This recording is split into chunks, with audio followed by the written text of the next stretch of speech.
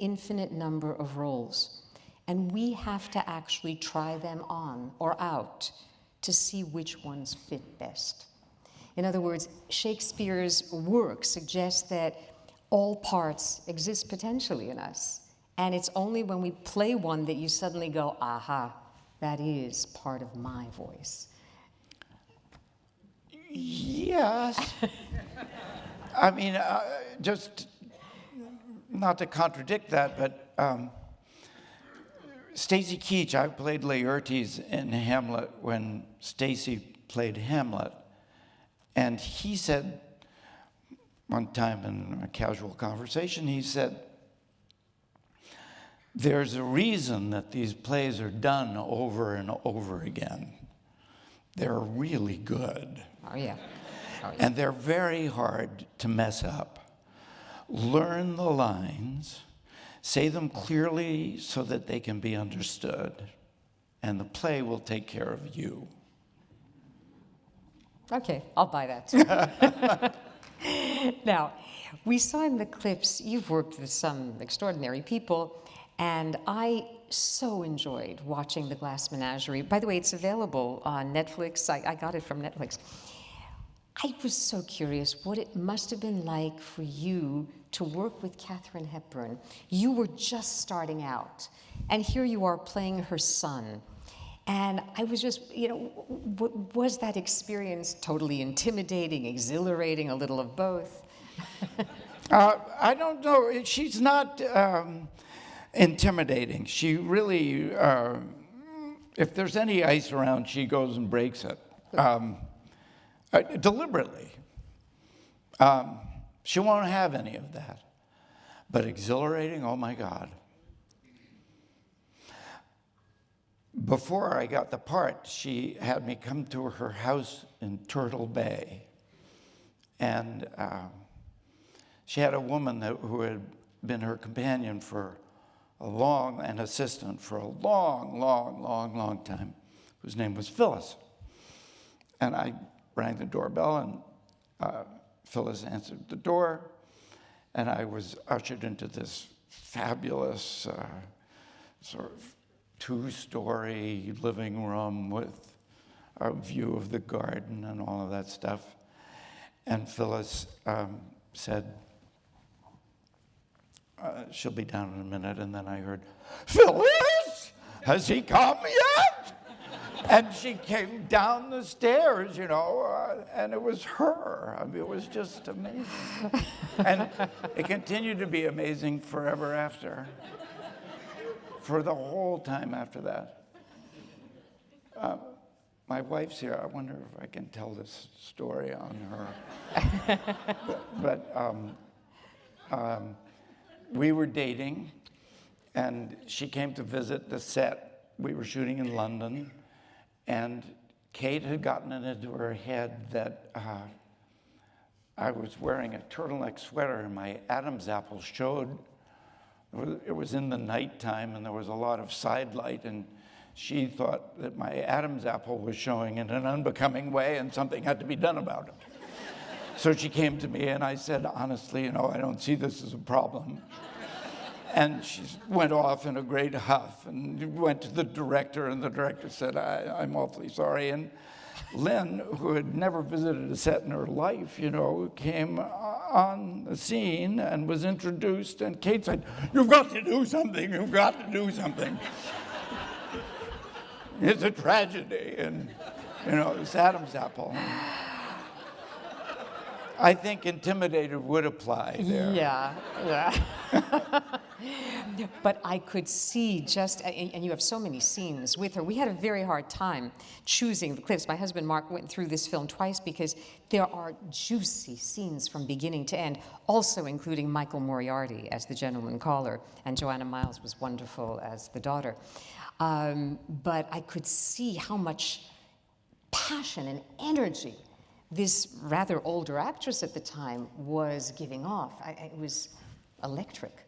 Yeah, she was wonderful.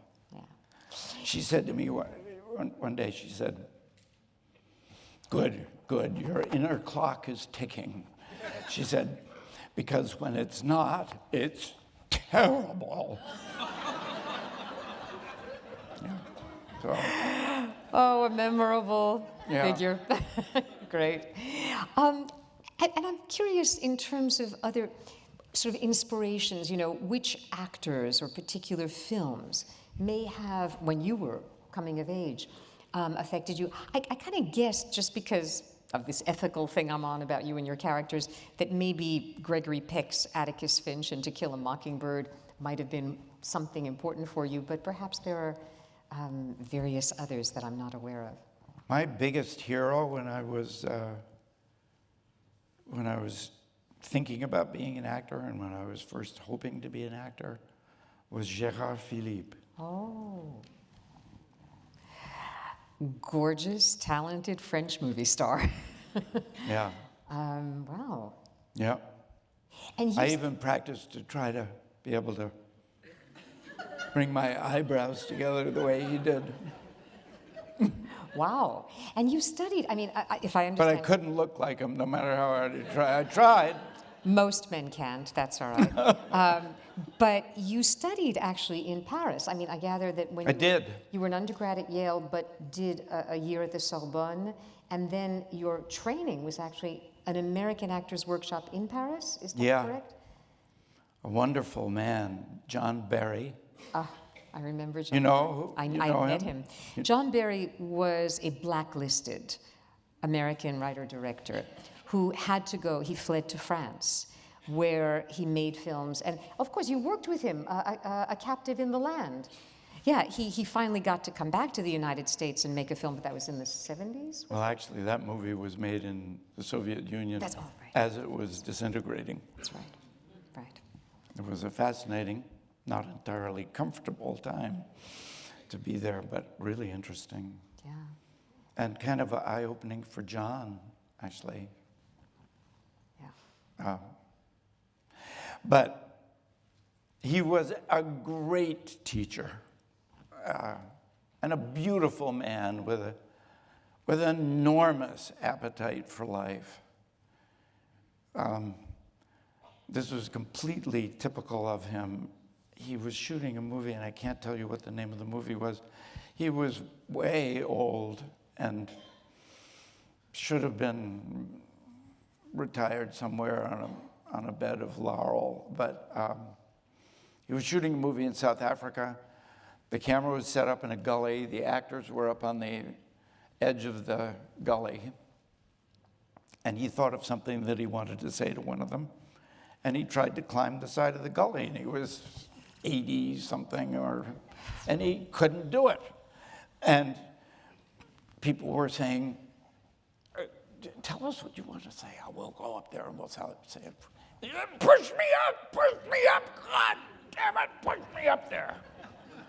And that's the way he was. Wow. And all he the was time. your teacher. He was my Fantastic. teacher. And I was this polite guy from the Northeast, very well behaved, and he just wouldn't have it. Yeah. It was really good for me. I think, Really. I'm trying to remember, because in case you want to see his work, the last film that he made in the States with John Garfield, he Ran All the Way. I think that was it. It's a really interesting film. There was a tribute to John Barry at the Telluride Film Festival before he died. And that's how I met him. He was on a panel that I moderated. This would have been in the late 80s, perhaps? Did he try to seduce you? Not that I recall, but maybe just a little too old for me to have noticed if he did. I don't know. Before we bring Tim Blake Nelson out, one more question, because I heard the audience response the minute I said Law and Order. It would be, churlish of me not to at least invoke that. And I mean, after all, 360 episodes from 1994 to 2010 as Jack McCoy. And it's a character that you also played in a TV movie of 98 called Exiled, and then in the TV series Homicide, 97 to 99. Because you played Jack McCoy for such a long time, is he still inside you? I mean, do you feel that you are sometimes, no? I don't think so. But I think Lynn might say that when I was doing it, I brought him home with me. Yeah. I wasn't really aware of that, but I think I remember her saying that. No. It was a good thing to do, though. Oh, yeah. Kept me out of trouble. And I think it kept you inside the living rooms of many American homes with people who started appreciating DAs in a new way that may not have been the case before. It was a good school, too, because you had to do, you were always having to wrap things up. You got to practice speech making. That's right. It's good. And you also probably learned to work really fast. I mean, one of the major differences, if I understand correctly, between television and film is the speed with which each episode has to be filmed and finished. So you don't have the luxury of, on films, more rehearsal time, perhaps. Yeah, that's true. I should let Tim tell this story, but I think one of the dangers when you do television, particularly television for a long time, is that like a horse in a rental stable, your mouth can get spoiled, And I think I'm telling the truth. Well, you know what? We'll find out in just a moment. We're going to ask Tim was Blake worried Nelson about that a little, I to think. join us to talk in a preparatory way about anesthesia as well as his career. Come on out and sit with us, Tim.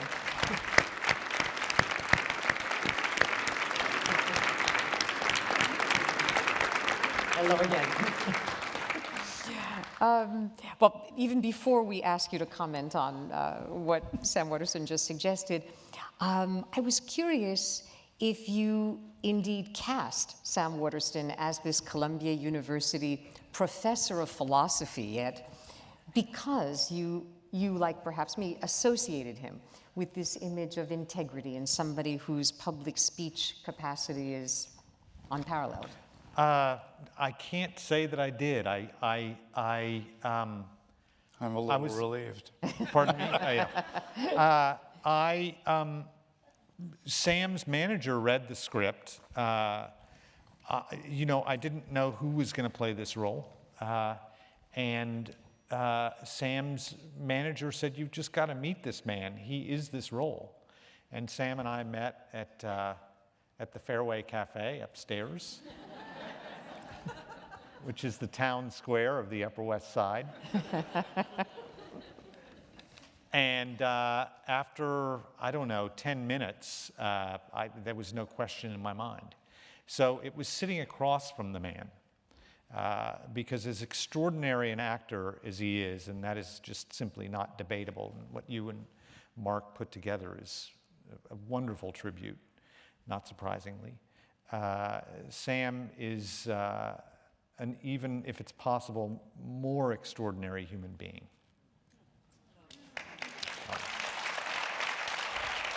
So, all right. in the film, that you're going to see, there are a lot of different characters, but it's Sam who centers the movie. Yeah, that's absolutely true. I'm curious. And I thought you had such good judgment. Curious about research, both of you. In other words, in order to play a Columbia University professor of philosophy, did you sit in on classes? And also, Tim, whatever research you did in terms of getting that vibe of a campus like Columbia, of a classroom, and of students who may be in various forms of emotional neediness. My father was a teacher, my mother was a teacher, my sister was a teacher, my brother was a teacher. So I didn't have to do a whole lot of research. Okay. I think, in terms of writing it, my wife is a professor at NYU in the grad school. And then also, I was a classics major in college, and I took 5 courses with this one professor who really inspired me as much as anyone has in my life, really. And that's a woman named Martha Nussbaum, who is an extraordinary philosopher. Although Martha is not a masculine person, of the masculine, she's a woman, she was the inspiration for this character, and also Martha and I are still friends. So I was able to send it to her and get her vicious, wonderfully vicious feedback, and make it all work. You got permission to shoot at Columbia? We got permission because we have two wonderful producers on this movie, Julie Buck. Oh, and, of course, she's a former Columbia yeah. student. She was in our program. And so I don't know, she might have called up Michael Hausman or maybe somebody in the administration. We were able to shoot exteriors there, and then we shot our interiors at Brooklyn College. I didn't notice, and I thought they were Columbia interiors, so you did a very good job, your production people. I'd like, if you can, for Sam Waterston, to compare working with Tim Blake Nelson, who is obviously an actor, writer, director. You've worked with some of the greats. I mean, 3 times with Woody Allen, not to mention, well, I love this, forgive me, I didn't mention it earlier about you. John Waters, Serial Mom. He played Kathleen Turner's husband, if you want to recall. Michael Cimino with Heaven's Gate. And somebody I love, Joan Micklin Silver. We know her from Hester Street, but she directed you in Finnegan Begin Again. Jerry Schatzberg, James Ivory twice. Is there something distinctive about working with Tim? Or is there something that you feel the best directors give you that he also gave you? Whether it is prior to shooting or during?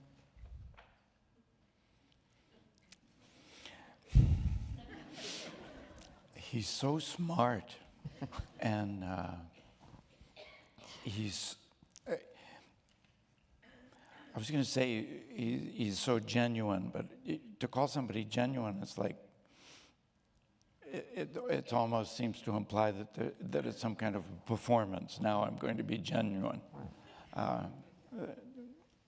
He doesn't do that, and I don't think he does it as an actor either. Boy, is he ever present. Oh, thanks, Sam. That's So, and you were wonderfully, I mean, he was so, I don't know, it was great. Yeah. It was great. He was so supportive and so positive and so calm. Just wonderful. And a lot of takes or very few takes? Or sometimes the nature of an independent low-budget film dictates that there aren't going to be as many takes as a Hollywood film, but it also sometimes has a different effect on actors who either prefer to do something quickly and get it over with or to refine the emotion. Fewer takes with Sam than you would imagine. Sam has a lot to say in this movie. And what I found incredibly remarkable, and you alighted on it earlier, is that Sam is able to take dialogue that is that could be called dense or hyper-articulate. And I wanted for this professor to speak effortlessly, as many professors do, as you've done tonight. And with neither extraneous stuff nor lacunae, but just the perfect amount of words that are just spun out naturally in sentences. And Sam took these long speeches and achieved that with simultaneously a kind of ease and rigor that was astonishing. And I said, Sam, how did you work on these speeches? And he has a farm in Cornwall. That's correct. Mm-hmm. Yes. And he said, I just go out and speak to the cows. They've heard a lot of Shakespeare, too.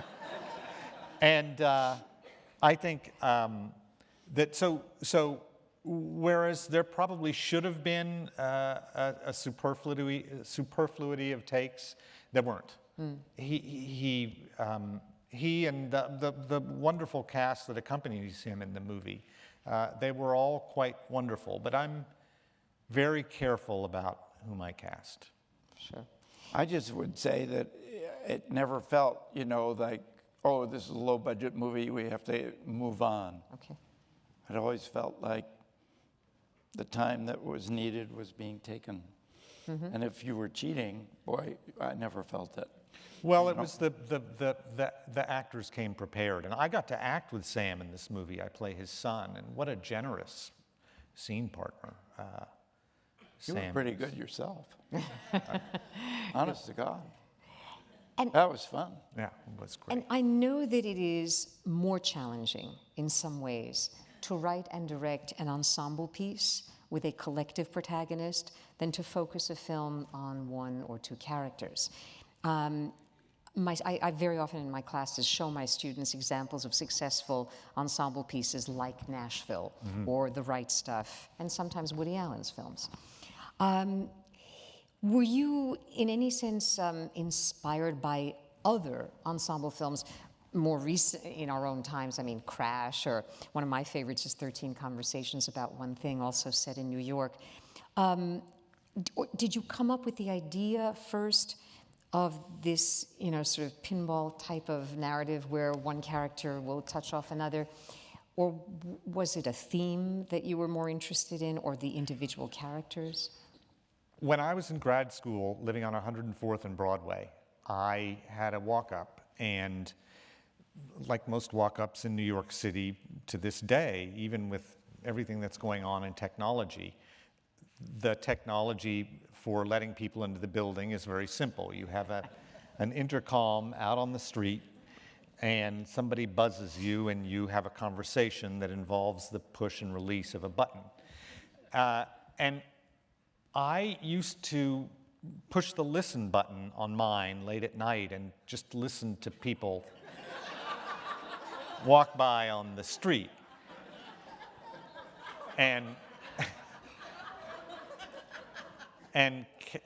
catch words here, or sometimes, some lunatic would stand there and perseverate in front of the building.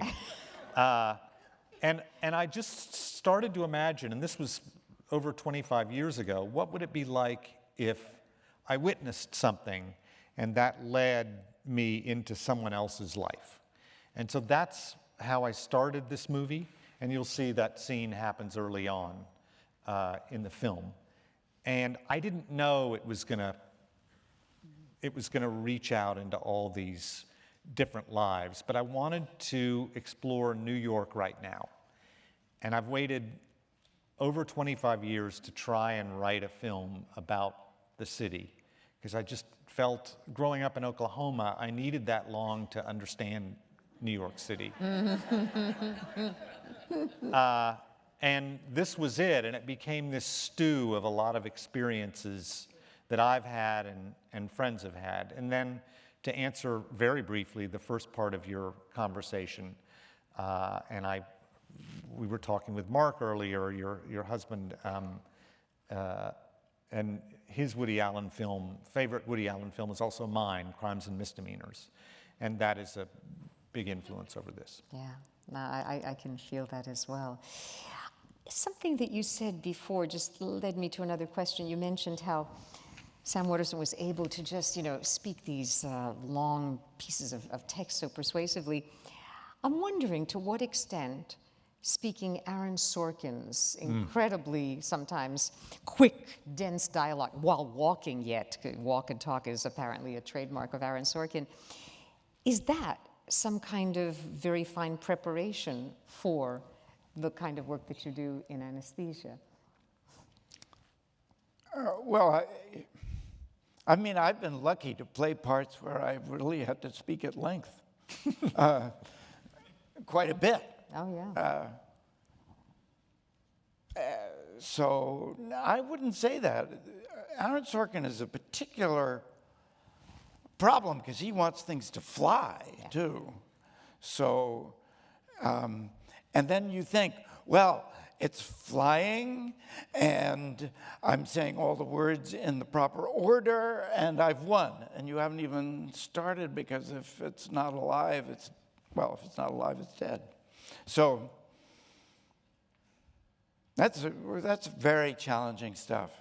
And also the pace of shooting is very intense. It was like, the design of the set was as a fishbowl, and sometimes grown men made grown men cry. Yeah, I never actually cried, but you really felt you were in the barrel and you had to deliver. It was intense. I mean, I could only imagine compared to, let's say, Law and Order. And also, Jeff had set this standard, you know? Because practically the first thing he did was give that speech about how America is not great, you know? And he did it all in one take, and, you know, and that was, so that's the level. You were talking about actors coming prepared. That was sort of you felt you had to be able to do that at least with a few lines, you know? Sure. But as good as Jeff Daniels was in the Newsroom, and by the way, you may have gathered, my favorite thing that was on television in the past 10 years was the Newsroom. But some of your scenes with Jane Fonda, with Olivia Munn, I mean, really crackling stuff. And I think you rose to the occasion of speaking the Sorkin dialogue in ways that I can only admire even today. I loved Charlie. I loved him. Yeah, me too.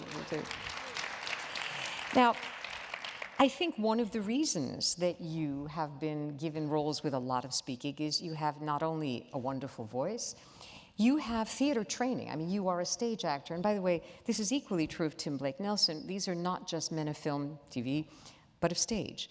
And I'm just curious, I know we don't have a whole lot of time, but how important has it been, the stage training? In other words, the ability to, whether it's speaking Shakespeare, Tennessee Williams, whatever, or I think you've spoken more your own lines because you've written plays that you've acted in. Has that been a crucial component of, for example, even the work that you have done with Anesthesia? I've actually never acted in one of my plays. I'm sorry. No, that's quite all right. You were not in the Grey Zone? I was not, and I wasn't in the movie either. But I almost went on once because an actor was going to be unavailable. But as a playwright, you just need to be paying attention to the words. And it's strange because directing a movie is so much more work. You'd think that it'd be more likely for an actor to be in his own play, but I've never done that. I guess ultimately training is what it's all been about for me. And I went to a 4-year training program, not a 3-year training program. And we focused we were always doing Shakespeare. And essentially the school I attended, the paradigm was, if you can do Shakespeare, then you can do anything. So every rule that applies to Shakespeare applies to Hamlet, Aaron Sorkin, or a movie in which you're going to improvise. So that was essential for me, and it's been essential for me as a writer. But what about you? What was the question? I was so absorbed in the answer. How important has not just the training, but the stage work that you've done been in this kind of film work? Right. Well, I think there's a sort of distortion in the fact that you can do clips from movies, but you can't do clips from plays. And so they're not there anymore in a way that film performances and TV performances are. And so it makes you think that or it might make you think that there's a kind of imbalance there, and that stage experience is sort of a feeder for the ultimate thing, which is these things that have durability. But I don't feel that way. I feel like they feed each other. And actually, what I think is that by and large, television and the movies want to take what you have, and plays, particularly, the better the play, the more it does this, but plays teach you. You learn how to act by doing plays. And then the movies say, so what have you learned? That's interesting. I think that's it, kind of that way. That makes sense to me, actually. Yeah, I've. Because, you know, it's not for nothing that a shot is called a take. It takes something. I think that's incredibly wise. It has not been my experience, but I think probably because I did theater in college, and then I did theater for 4 years in grad school, and then I did theater for years after grad school. And when I started getting movies, I had to relearn acting. And I feel as though I'm still doing it. And I still watch my performances and feel like there's too much theatricality. And then when I go back to the stage, I feel as though I need to relearn theatricality because the work is too small. Huh. And then you try and apply. I would never have accused you of either thing, if that's any comfort to you. Well, I think that once you apply then the prism of a particular role, it becomes even more maddening because, of course, certain roles in film demand a degree of theatricality. My first day on Minority Report, I had said to myself, well, I've got to bring a degree of subtlety to this role, and I'm doing a rehearsal with Steven Spielberg and Tom Cruise in Tom's bus that was like a shopping mall food court. And Steven doesn't audition people, you just get a call, and you're told, would you have a role? And then you say, well, I'd like to read it, and then he says, why? But in any case, I hadn't auditioned, and he said, what is going on here? I didn't hire you for this. Where is Tim Blake Nelson? What are you doing? And I said, what do you, and he said, and he just started fresco painting on me. He said, do it bigger. And so I tried that, and he said, a Boston accent. And then I did that, and he said, 10 years earlier, and he just started fresco painting with me, and then he found the character, and it was brilliant. That's why he's so great. But I brought the wrong paradigm. So. Wow. And I don't know how many of you remember, but I had such joy discovering you and James Spader and John Hawkes as the characters who are supposed to be bribing the recalcitrant Democrats to vote for abolition, presaging the lobbyists of our own time.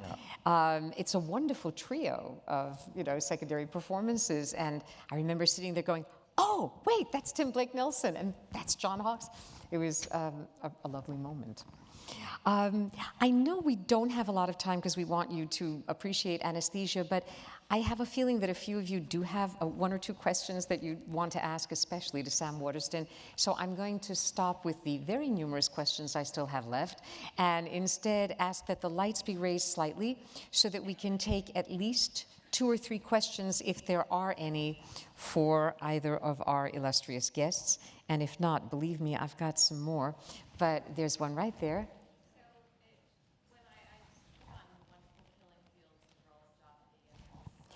A question about The Killing Fields, the wonderful film directed by Roland Joffe.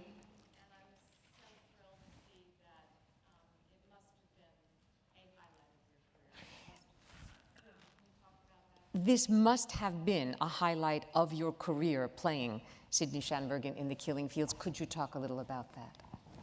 Yeah, I mean, I really wanted the part very badly, and so, and again, it's so often that you don't get what you want, but that really was something I wanted, and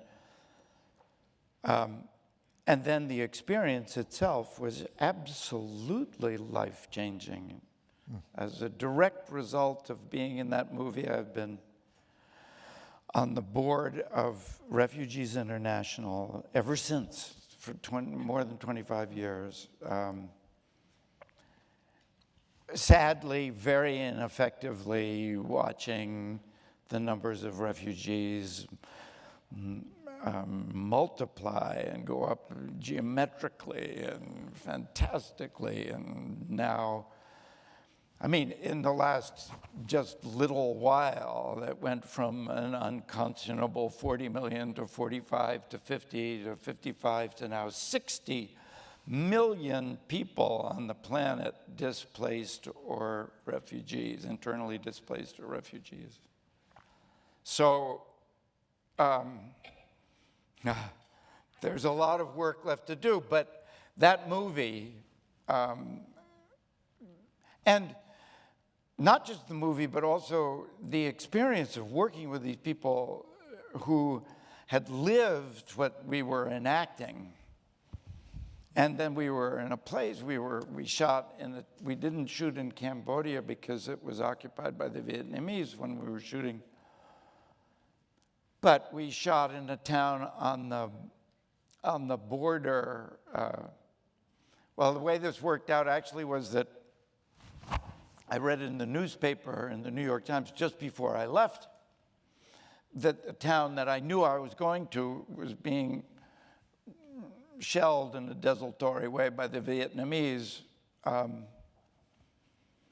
And Lynn and I told ourselves a little lie that didn't really matter and it would all be cleared up by the time I got there and everything. But you felt like we were all in this area where it was very easy to picture what it must have been like. And that's a beautiful part of the world.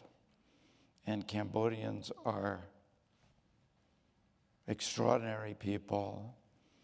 And when I did get to go to Cambodia, in the end, there were so many people without arms and without legs and begging on the streets on little carts and still full of genuine love of life and engagement with other people.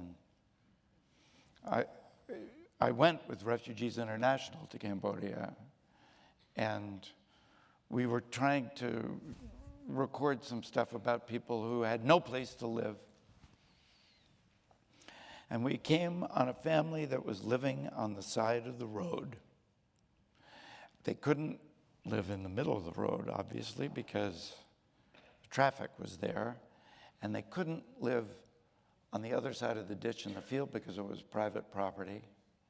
So the only place to live for them was on the side of the road.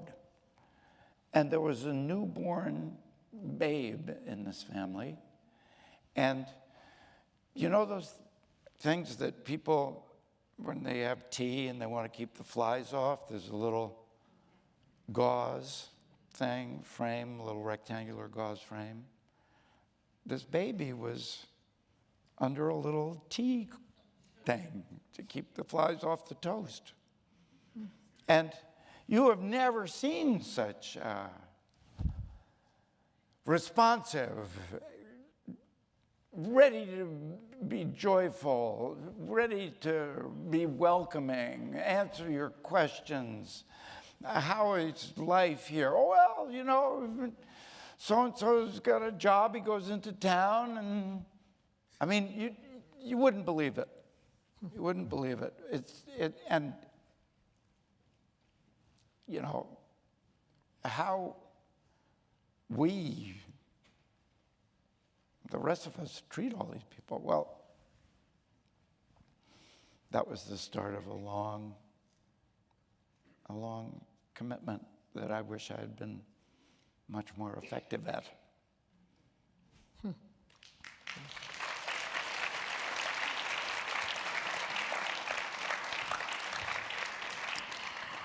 Yes. Sam, what role, if any, have you turned down? What role, if any, have you turned down and come to regret? And what role, if any, did you never get that you really wanted? Oh, have you got a minute? Lots and lots of parts that I wanted that I didn't get. And a couple of parts that I was stupid to turn down, maybe the most stupid, no, among the most stupid was to turn down, Joe Papp called up and he said he was doing Measure for Measure and I could play the Duke or I could play, what's his name? Antonio. Angelo. And I said, nah, I don't want to play Angelo. I know how to play Angelo. I want to play the Duke. I can't figure that part out, so I'd like to play him. Play the parts you know how to do. If you can't figure them out, there's probably a reason. That's really funny. But that wasn't so bad because John Cassell played Angelo, and he was wonderful. I was a little bit at a loss playing the Duke, and Meryl Streep played opposite him and me, and they fell in love. And I was, fortunately, already taken, so that all worked out. To quote Shakespeare, all's well that ends well. Which, of course, leads me to the fact that we're going to have an intermission in a moment, because after intermission's over in about 10 minutes, you will get to see Anesthesia, which is a very challenging piece to create and at moments to watch. And you'll see some excellent performances, including that of the actress who last night won the New York Film Critics Award for Best Supporting Actress for her work in another film, Clouds of Sils Maria, Kristen Stewart, who is remarkable, especially in a scene with Sam Waterston, as well as Glenn Close and Corey Stoll and Mickey Sumner and many other fine actors. I'm sorry that we don't have any more time for conversation, but I'm so grateful that Tim Blake Nelson and Sam Waterston have joined us tonight. We'll be back.